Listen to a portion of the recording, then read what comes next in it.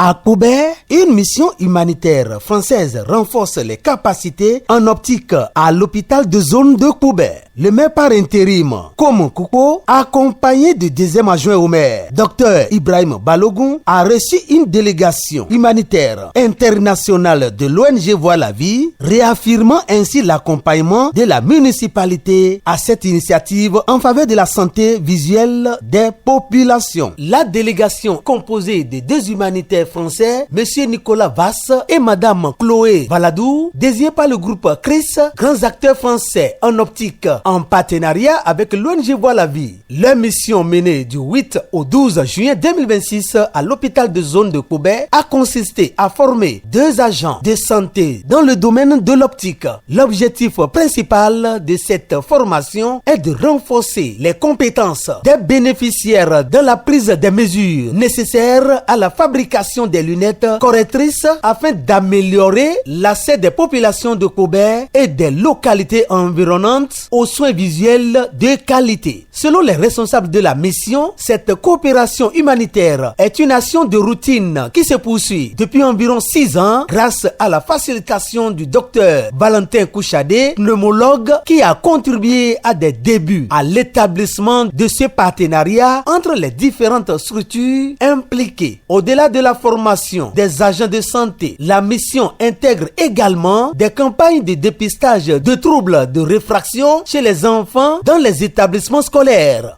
Et donc on vient, grâce à la fondation CRIS, qui est donc indiquée sur le maillot, pour apporter du soutien au service ophtalmologique de Koubé, qui est représenté ici par Elvire et Marguerite, pour apporter donc du soutien logistique, mais aussi faire du dépistage dans les écoles pour les enfants de Koubé qui auraient besoin de lunettes. Le maire nous a fait un accueil très chaleureux et donc on est content de pouvoir le rencontrer pour pouvoir justement expliquer notre mission et faire en sorte qu'elle perdure dans le temps.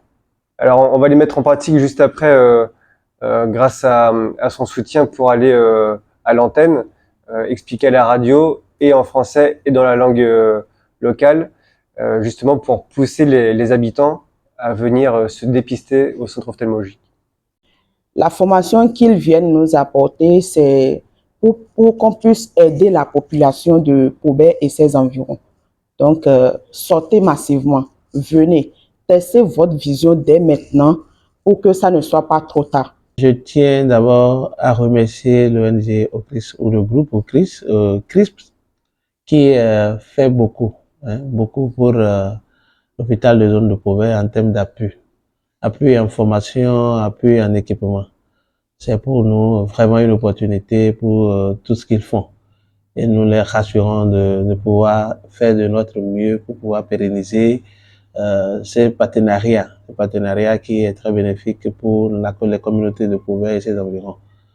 Je voudrais profiter aussi pour demander à toute la population de Koubé de pouvoir se rendre à l'hôpital dès que possible, surtout pour des questions des maux de Dieu, qui sont pour la plupart des maladies chroniques, que nous gardons pas devant nous et nous gérons par résistance, et qui plus tard deviennent pour nous des problèmes qu'on peut pas gérer. Donc, il vaut mieux aller à l'hôpital très tôt pour se faire dépister, pour voir quelle est la qualité de sa vision, histoire de prendre des dispositions déjà.